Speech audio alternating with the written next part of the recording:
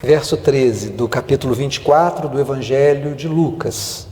E eis que, no mesmo dia, iam 2 dos discípulos para uma aldeia que ficava distante de Jerusalém, 60 estádios, cujo nome era Emaús. Iam falando entre si de tudo aquilo que havia sucedido. E aconteceu que, indo eles falando entre si e fazendo perguntas um ao outro, o mesmo Jesus se aproximou e ia com eles. Mas os olhos deles estavam como que fechados, para que não o conhecessem. E ele lhes disse: Que palavras são essas que caminhando trocais entre vós? E por que estáis tristes? Respondendo um, cujo nome era Cleopas, disse-lhe: És tu, só peregrino, em Jerusalém, que não sabe as coisas que nela têm acontecido nesses dias? E ele lhes perguntou: Quais? E eles lhe disseram: As que dizem respeito a Jesus o Nazareno, que foi um profeta poderoso em obras e palavras diante de Deus e de todo o seu povo. E como os principais dos sacerdotes e os nossos príncipes o entregaram à condenação de morte e o crucificaram. E nós esperávamos que fosse ele o que remisse Israel. Mas agora, com tudo isto, é já hoje o 3º dia, desde que essas coisas aconteceram. É verdade que também algumas mulheres dentre nós nos maravilharam, as quais de madrugada foram ao sepulcro e, não achando seu corpo, voltaram dizendo que também tinha acontecido uma visão de anjos que disseram que ele vive. E alguns dos que estavam conosco foram ao sepulcro e acharam ser assim como as mulheres haviam dito, porém não o viram. E ele lhes disse: Ó nécios e tardos de coração, para crer tudo o que os profetas disseram. Porventura não convinha que o Cristo padecesse todas estas coisas e entrasse na sua glória? E começando por Moisés e por todos os profetas, explicava-lhes o que dele se achava em todas as Escrituras. Chegaram à aldeia para onde iam, e ele fez como quem ia para mais longe. E eles o constrangeram, dizendo: Fica conosco, porque já é tarde, já declinou o dia. E ele entrou para ficar com eles. Aconteceu que, estando com eles à mesa, tomando o pão, o abençoou e o partiu e lhe deu. Abriram-se-lhe os olhos, e eles o reconheceram, e ele desapareceu. Disseram um para o outro: Porventura não nos queimava o coração quando ele pelo caminho nos ensinava, quando nos abria as Escrituras? Na mesma hora, levantaram-se e voltaram para Jerusalém, onde acharam reunidos os 11 e os que estavam com eles, os quais diziam: Ressuscitou, verdadeiramente o Senhor já apareceu a Simão. E eles lhes contaram o que lhes acontecera no caminho e como deles foi conhecido no partir do pão. Agora vá para o Gênesis, primeiro livro da Bíblia, Gênesis, capítulo 21, verso 1. O Senhor visitou a Sara como tinha dito, e fez o Senhor a Sara como tinha dito. E concebeu Sara, e deu a Abraão um filho na sua velhice, ao tempo determinado que Deus lhe tinha dito. E chamou Abraão o nome do seu filho que nascera, e Sara lhe dera Isaque. E Abraão circuncidou o seu filho Isaque, quando ele era da idade de 8 dias, como Deus lhe tinha ordenado. E era Abraão da idade de 100 anos, quando lhe nasceu Isaque, seu filho. E disse Sara: Deus me tem feito riso, e todo aquele que o ouvir se rirá comigo. Disse mais: Quem diria a Abraão que Sara daria de mamar a filhos, porque lhe dei um filho na sua velhice?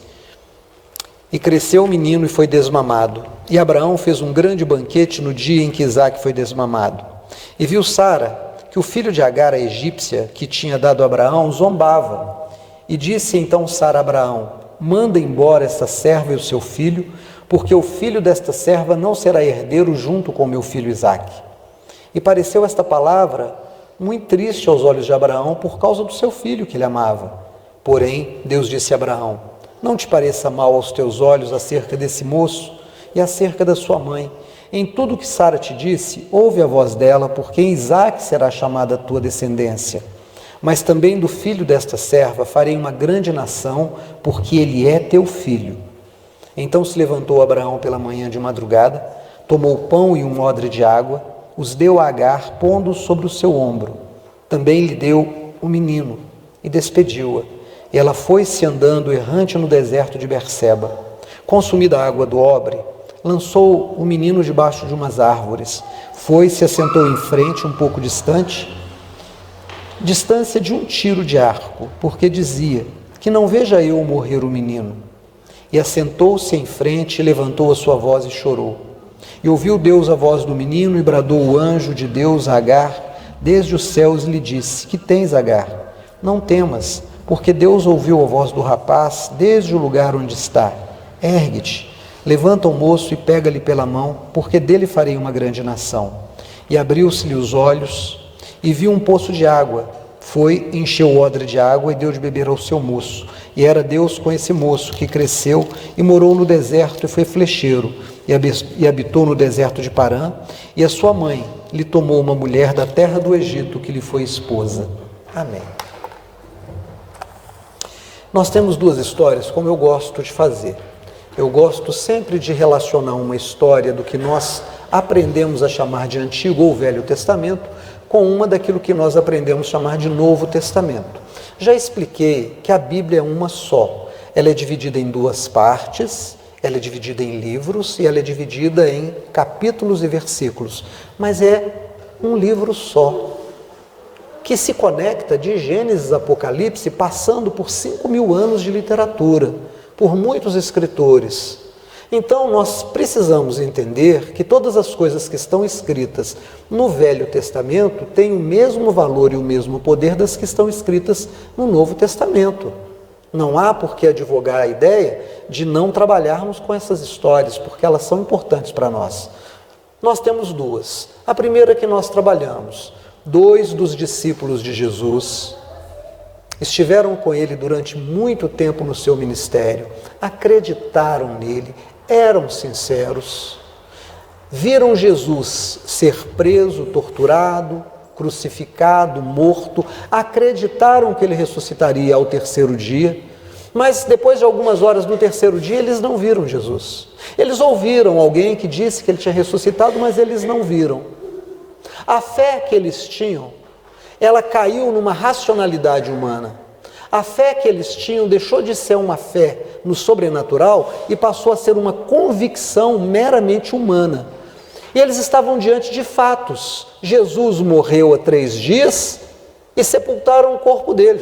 Nós não sabemos mais nada. Com certeza, aqui acabou o cristianismo.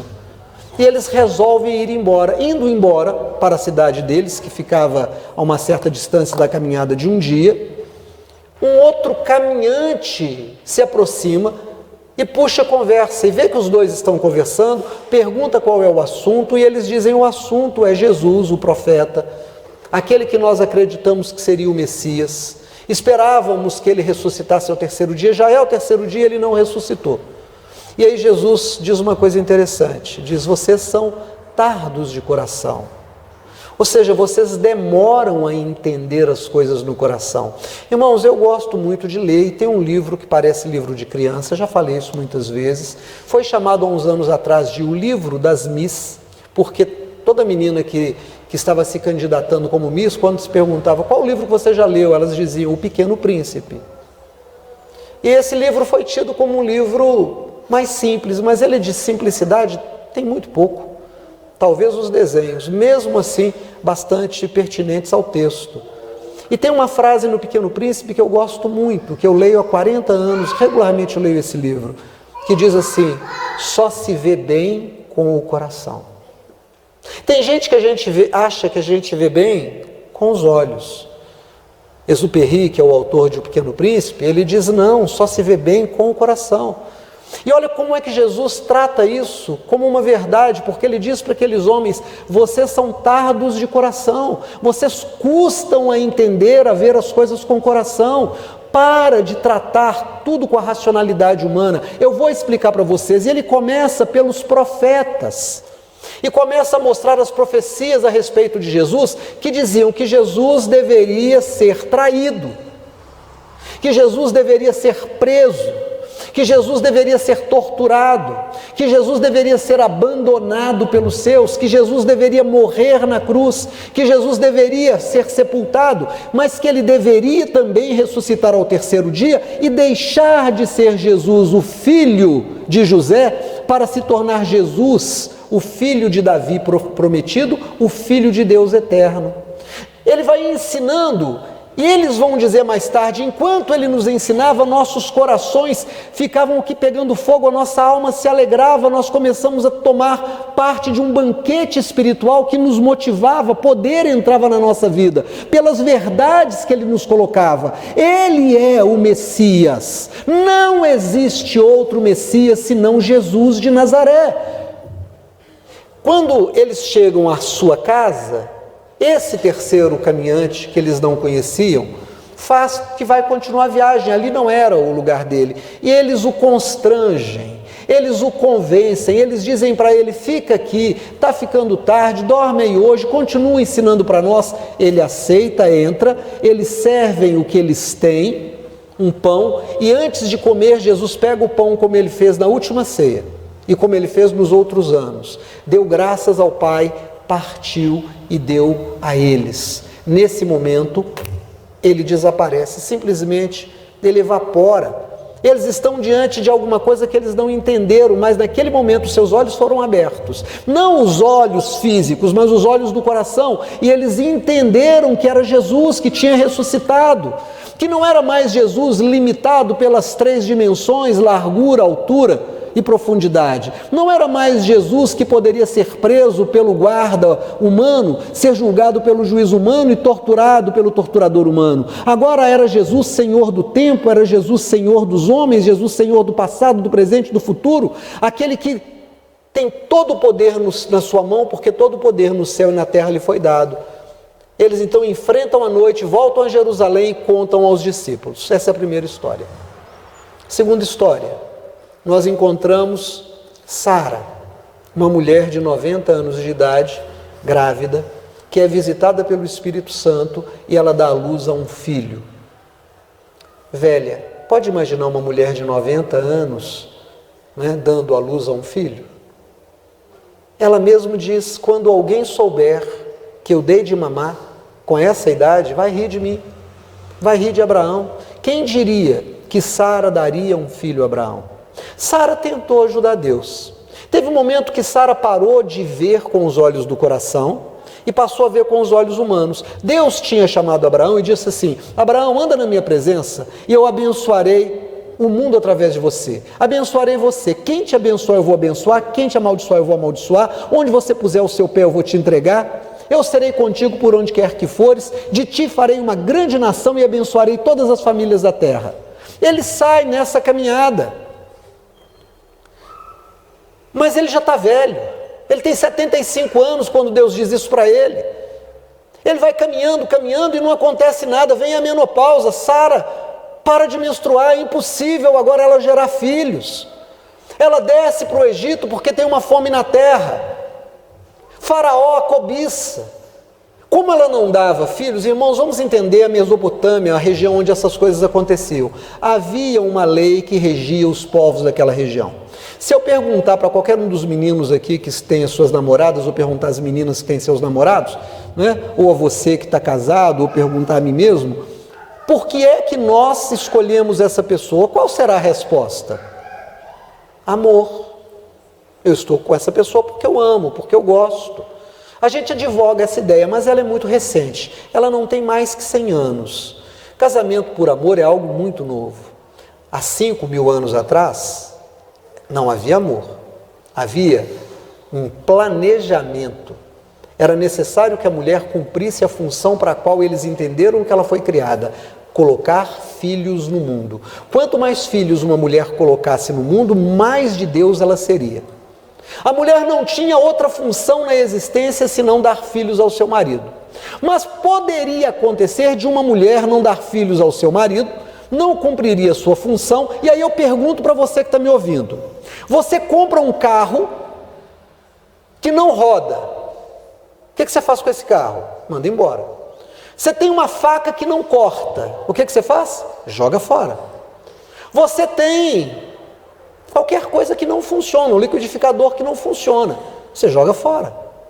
O Código de Hammurabi, que era um conjunto de leis que regia os povos da Mesopotâmia, inclusive Abraão e Sara e os egípcios, dizia o seguinte: se uma mulher não der filhos ao seu marido, o marido pode mandá-la embora.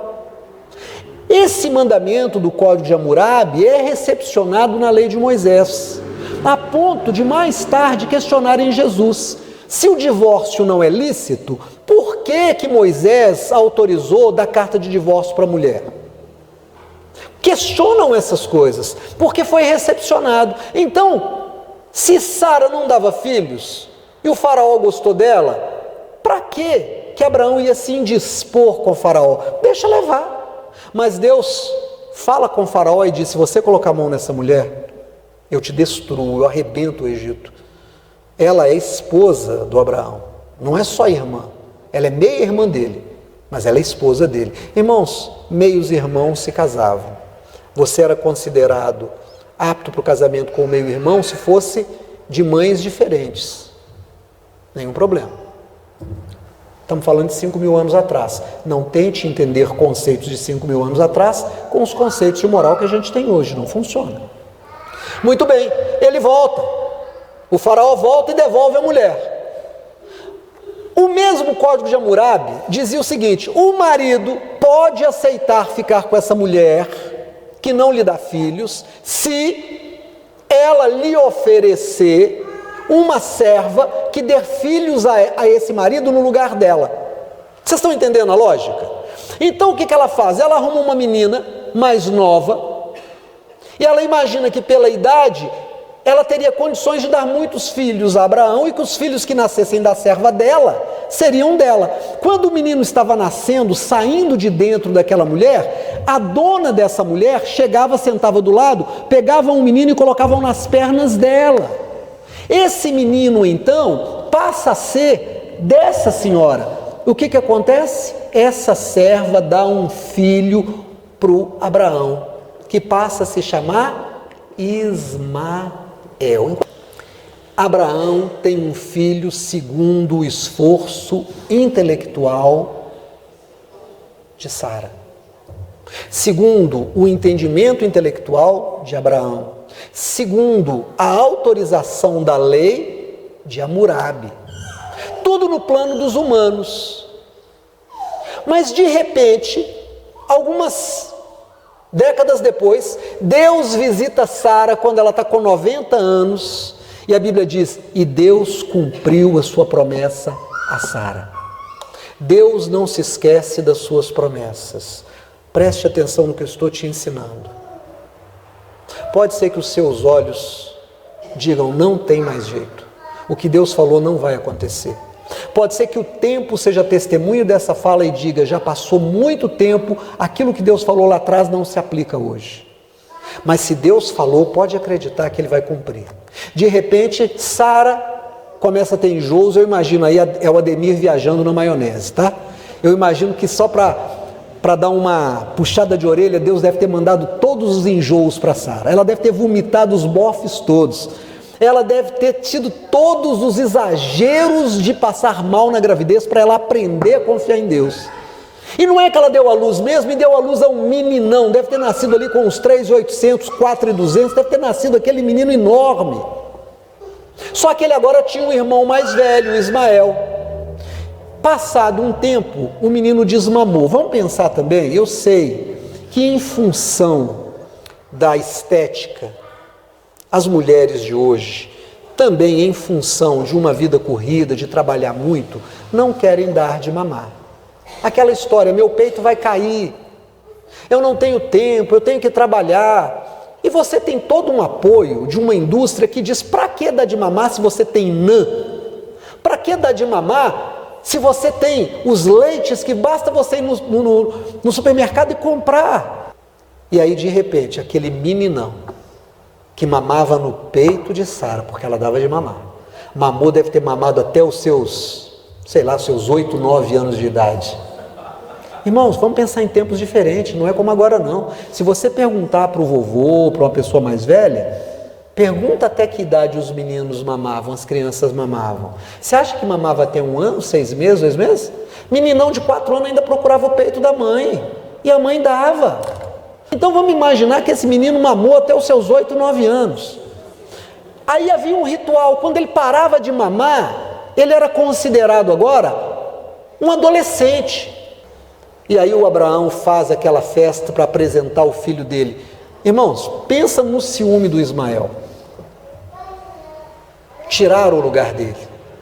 Ele era aquele que saía com o pai, ele era aquele que dormia no colo do pai, no cantinho do pai, era aquele que o pai procurava quando chegava, quando saía, trazia presente, e agora tem um outro. E ele começa então a perseguir, a importunar. A Sara, agora ela muda de ideia, chama o Abraão e diz assim: o meu filho é que vai herdar tudo isso aqui, o filho da serva não vai herdar junto com o meu filho, manda a serva embora. O Abraão disse: você quer me matar? Eu amo esse menino, ele é meu filho. Eu não quis esse negócio, você que propôs, eu aceitei. A lei disse que era assim, eu cumpri a lei. E aí Deus vem, visita o Abraão e diz assim: ela está certa. A minha promessa que eu fiz há 25 anos atrás, e que você teria um herdeiro, em que você será bendita todas as famílias da terra, que povos poderosos virão de você, é com a sua esposa verdadeira. Eu tenho uma aliança com o seu casamento. Eu tenho uma aliança com você, mas com a sua esposa. Eu não falei de serva, vocês é que tentaram resolver isso aí. Vocês não me perguntaram nada. Se tivesse me perguntado, eu falava para vocês: não aceita a Agar. Vocês aceitaram porque quiseram. Pode mandar a moça embora, não se preocupe, eu vou cuidar dela e o menino vai ser abençoado e dele virão muitos príncipes, porque ele é seu filho e ele tem a bênção. Não se preocupe. Eu, Senhor, teu Deus, estou te dizendo, eu vou cuidar do menino. O Abraão descansou, porque Deus assumiu a responsabilidade. Como é que você fica quando Deus assume a responsabilidade sobre as coisas que Ele faz na sua vida? Abraão descansou. E aí o Abraão levanta cedo, bem cedo, de madrugada, a caminhada pelo deserto seria bem exaustiva, enche um odre, uma vasilha de água, dá para ela e para o menino e diz: vai. É ali, a direção é essa, segue essa direção, não muda dessa direção, segue o sol, você vai chegar onde precisa. E ela vai, e de repente a água acaba, de repente os pés queimam, de repente as pernas fraquejam, de repente não tem mais forças para caminhar, o menino está com os lábios ressecados, começa a chorar: mãe, estou com sede, mãe, o que está acontecendo, mãe? Ela põe o menino debaixo de uma sombra e diz: fica aqui, mamãe já volta, caminha, e diz: eu não quero ver esse menino morrer. E aí Deus fala com ela: Agar, por que você está desesperada?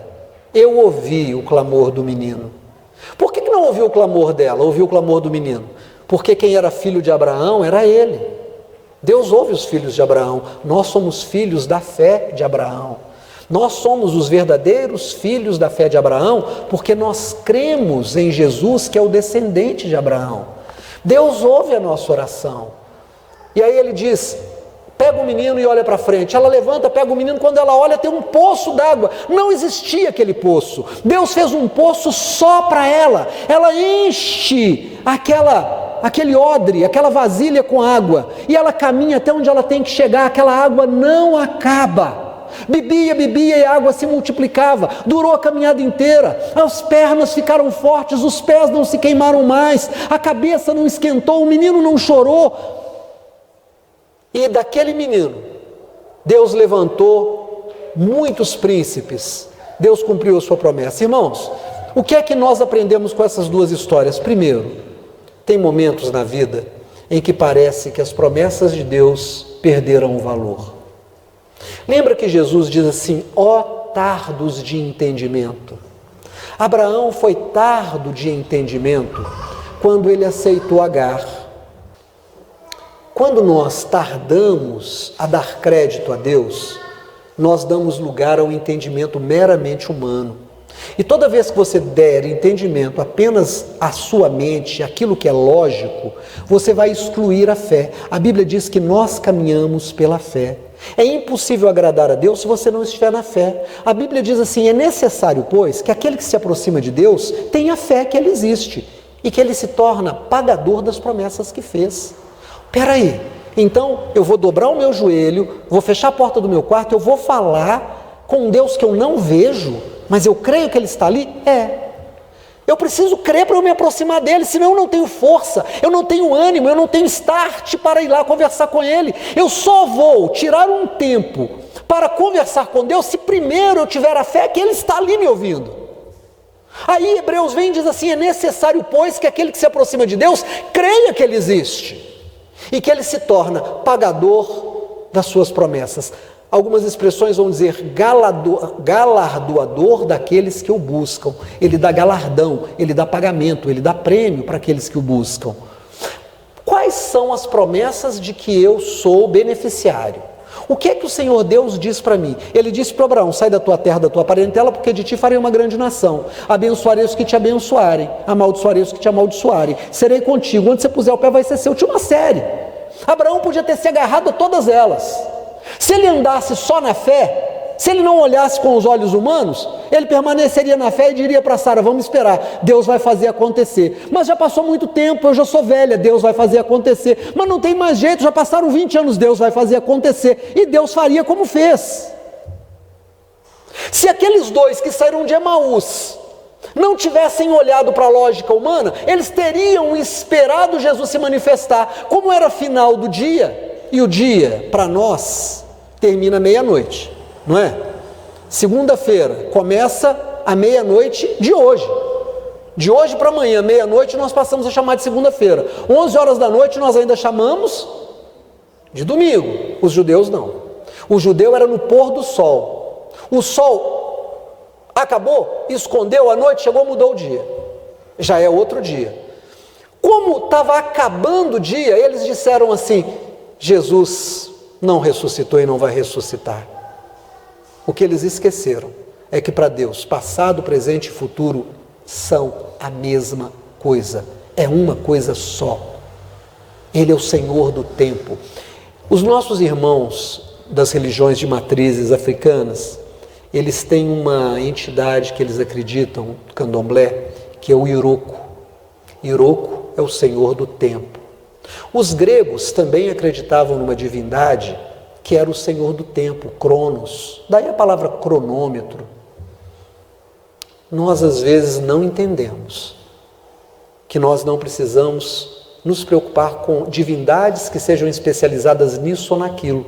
Nós cremos no único Deus que é Senhor de todas as coisas. As promessas que o Senhor te fez quando você era criança continuam valendo até hoje. As promessas que o Senhor fez a você quando você casou, mesmo que você tenha 50 anos de casado, continuam valendo até hoje. O que você precisa fazer é juntar fé a essas promessas, trazer as promessas para a sua fé. O que é que Deus tem prometido para você? O que é que Deus tem falado para você? Irmão, se nós acreditamos que Deus nos ouve e que se nós ficarmos fiéis, nós não vamos deixar Jerusalém como os dois discípulos que foram para Emaús. Nós não vamos aceitar uma garra na nossa vida, porque nós sabemos que a promessa que Deus tem é para nós e para a nossa casa. Quando o Senhor Deus entrou na sua vida, Ele quis abençoar todos os seus filhos. E se Ele não abençoar os seus filhos, é porque você não ficou fiel às promessas dEle. É porque você deu lugar à carne em algum momento. É porque você não ensinou a criança o caminho que ela devia andar. É porque você deixou de ser o discipulador que você deveria ser. Se a sua esposa, se o seu marido não andam na fé, pague o preço por ele e por ela. Pague o preço por ele e por ela. Dobra o joelho, diz: Deus, eu e ela, eu e ele somos uma só carne. A promessa do Senhor: a mulher serva do Senhor santifica o seu marido, os filhos são santificados.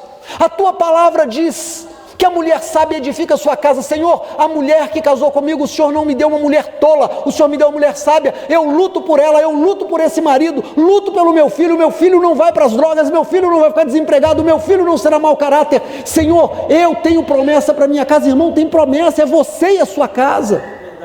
Amém. Traga para dentro da sua vida as promessas de Deus e traga para as promessas de Deus a fé. Você vai ver o que Deus vai fazer. Todas as promessas de Deus se cumprirão na sua vida. E vai chegar o dia que você vai ter dificuldade.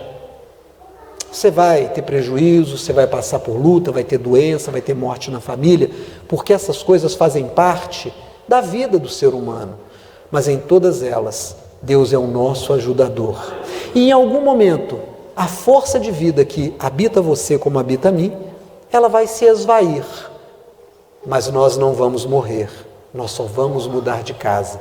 Porque, como eu ensinei numa quarta-feira aqui, 2 Coríntios capítulo 5, quando essa casa que está nesse tabernáculo que é a terra se desfizer, temos, tempo presente, temos de Deus um edifício, não só uma casa, um edifício construído nos céus. Nós vamos deixar essa roupa de carne e entrar num corpo glorificado para estarmos com Jesus para sempre. Amém? Essa é a nossa promessa que Deus nos deu. Então vamos caminhar em fé? Amém? Vamos ficar de pé em nome de Jesus?